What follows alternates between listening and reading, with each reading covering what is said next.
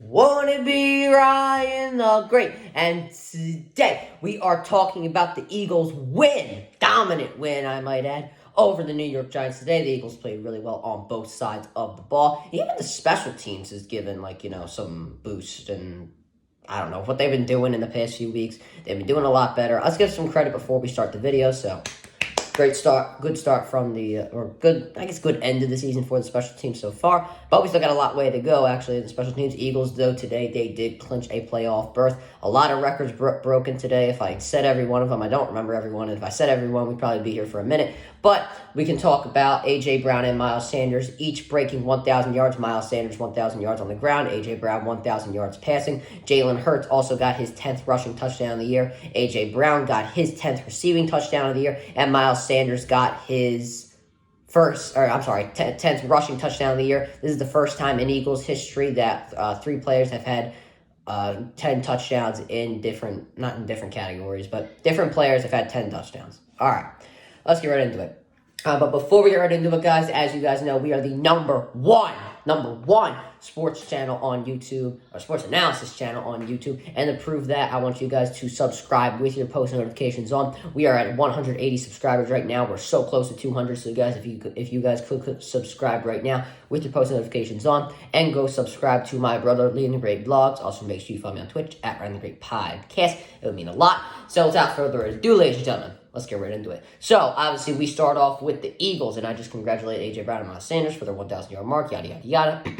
And obviously, we start off with Jalen Hurts. Jalen Hurts, another gem for him. 67% of his passes completed, 217 yards, 2 passing touchdowns, and 77 yards on the ground with a rushing touchdown. Hurts played beautifully in the pocket. Obviously, the number one pocket quarterback, first in just about every statistical category in there. Making throws in tight windows, especially guys to like Quez Watkins and Devontae Smith. There was one throw in a corner route where he just put it right on the number in Smith, and the Giants were playing beautiful coverage. So that was one really good play there, just for an example. Yada yada yada. La, la, la, la. I'm sorry here. He did not panic when his receivers did not get open like some QBs. He escaped the pocket. He did what he needed to do. He only ran the ball 7 times, which is really good. It was an average of 11 yards a carry. My apologies there. He didn't need to run that much. He made throws on the run.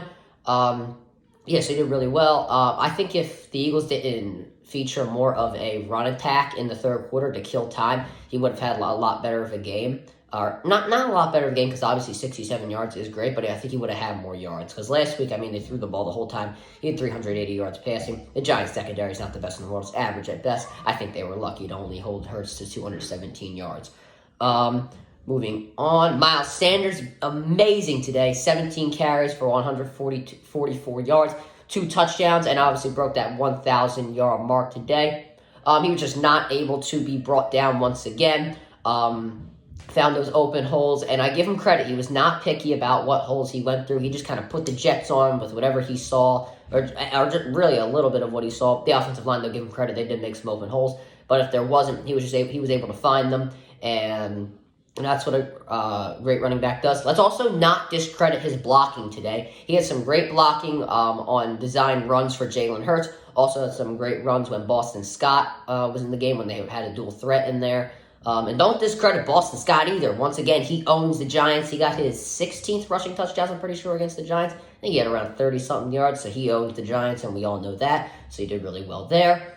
Don't discredit the running back blocking. I thought that Gainwell was going to have to get a little more snaps. I didn't say it in my previewing video, but I thought he would have had to get a little more snaps just because we needed more guys to block because the Giants brought the house. But anyway, moving on.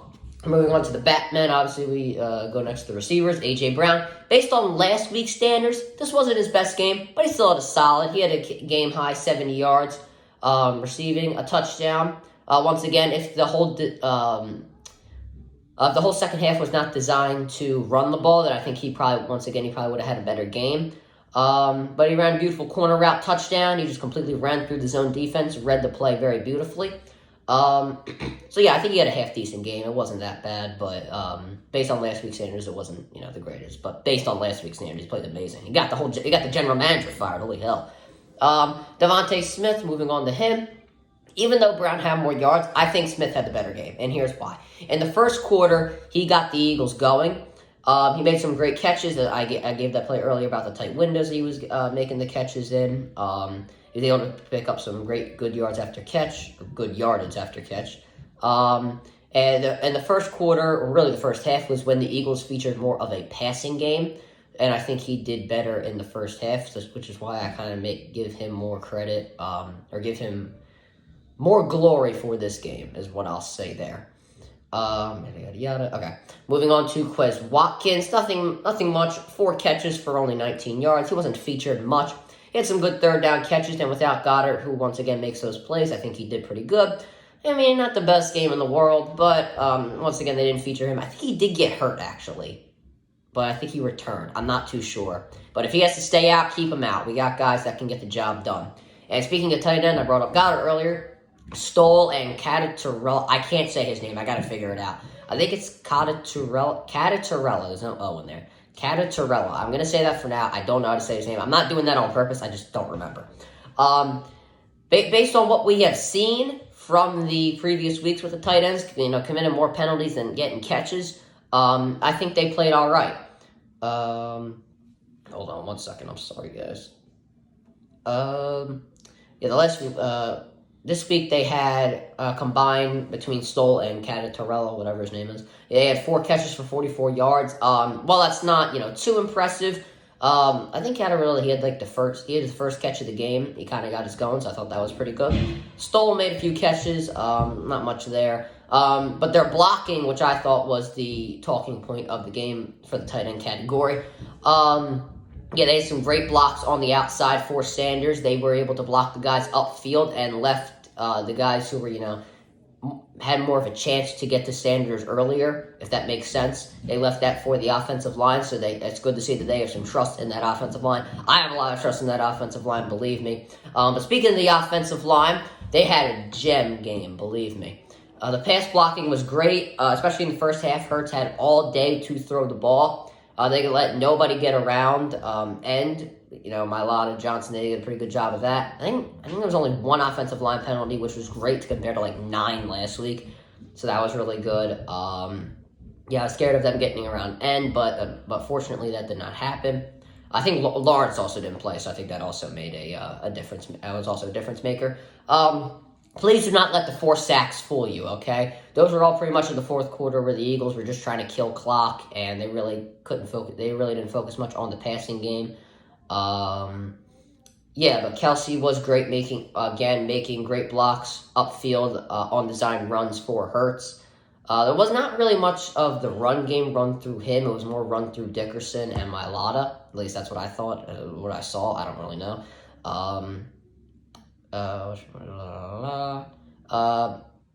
Dickerson and Mailata, they let nobody get to Sanders.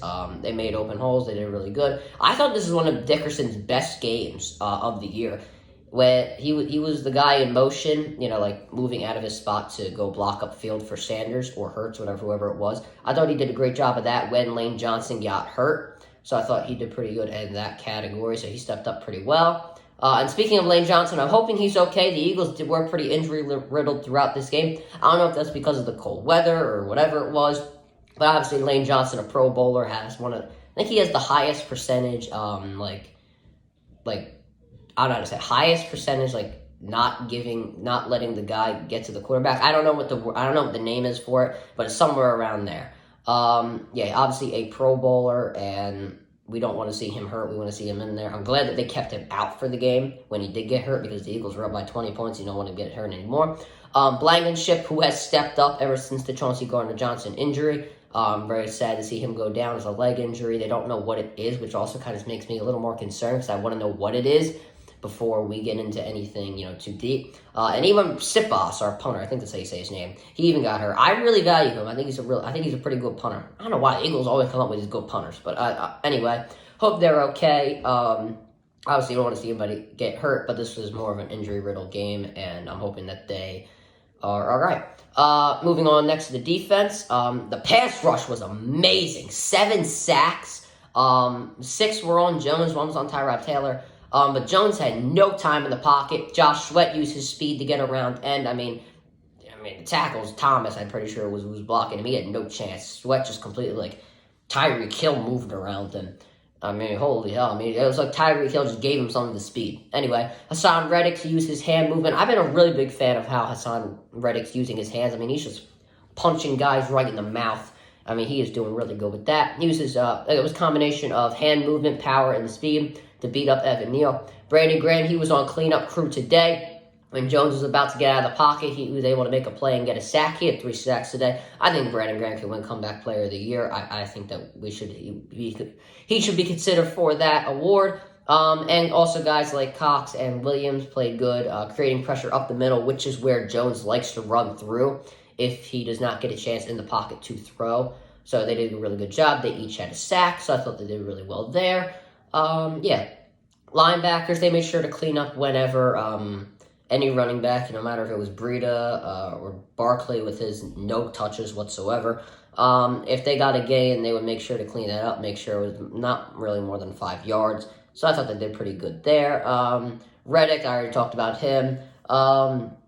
Edwards, he had 6 total tackles. I didn't see much special, but played a solid game. White, I didn't see anything good, but once again, I didn't see anything bad. I mean, that's kind of how it's been with Kazir White this year. He hasn't done anything too spectacular, but nothing that's cost the team either. I'm okay with it at this point. The Eagles are talented a lot, and we don't want anybody being, the reason that we're not doing well in something. But it's all right. Secondary, they were really good today. That could have been just because the Giants feature a run game, and the Eagles are more prepared for that. I don't really know. Slay, he had a few passes thrown his way. I only saw him give up like one that was really his fault. There was a slant route, and he kind of gave it up, but that's okay. I mean, you can't shut down every play. But the others he gave up, he played like 10 yards off the receiver, and it was a 5-yard comeback route.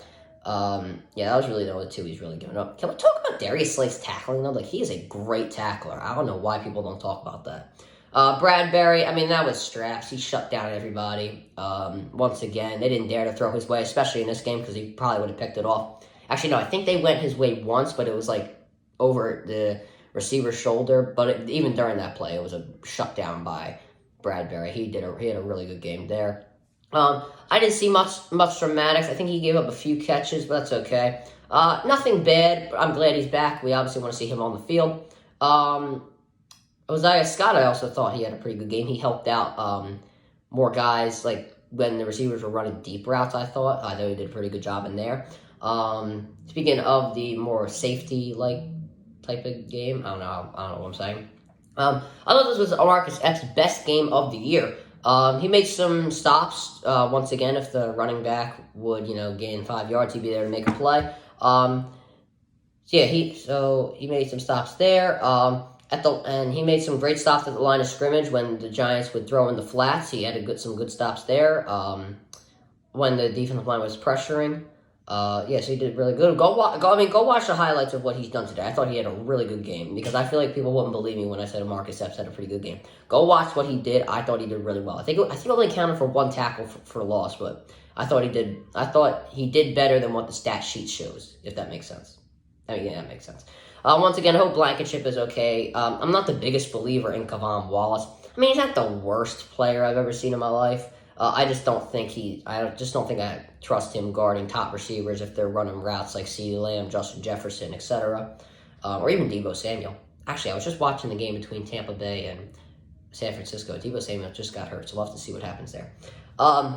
The bottom line, if you don't think the Eagles are legit, I mean, you're just hating right now. And I've heard this whole year, the Giants are a playoff team. They're here. Barkley's him. I mean, you can't backtrack and say that, the Giants are nothing now. The Eagles put 40 points on them. The defense is terrible. Don't say that. As Michael Irvin said, please don't lose the intensity. Keep the same intensity you guys were saying about the Giants. Don't backtrack and say they're terrible now. And it doesn't matter that the Eagles beat them. Don't do that to me now, please. We'll move on to the Giants. Just a little bit about them. One word to describe Daniel Jones: mediocre. He completed 66% of his passes. Obviously, that's okay. But when I tell you he had 166 yards passing, and he only had 1 good drive in the quarter where he threw a passing touchdown, or maybe he ran the touchdown. I don't really remember. And then there was one touchdown that they had where the Eagles, like, there was a blocked punt or something like that. That's where Sipos got hurt. But anyway, they only have really one good drive, and that was where he threw a touchdown. Either way, doesn't matter. I'm not sure why Barkley got 11 touches and only 28 yards on the ground. He had an average of 3.1 yards per carry. That is obviously not good. I don't understand why he wasn't in there unless there's an injury, but we didn't know of the neck injury. But then again, if you are in there, I expect greatness if you are a great player. You can't just backtrack and say he was injured, because why was he in there in the first place? Moving on, the receivers were okay at best. I mean, once again, like Jones, they had one good drive where they got a touchdown, yada, yada, yada. Defense had no answer for the Eagles in the first half, and then in the second half, they had no answer for the run game. So nothing really much special there from the defense. I mean, they had 44 points dropped on their head. I mean, what more embarrassing could it get? Yeah, they just couldn't get through the Eagles' O-line. It was just absolutely terrible.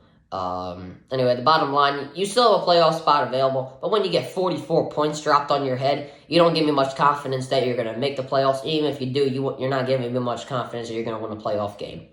This is more of our longer Eagle reaction videos, but it's a division rival. We got to talk about it.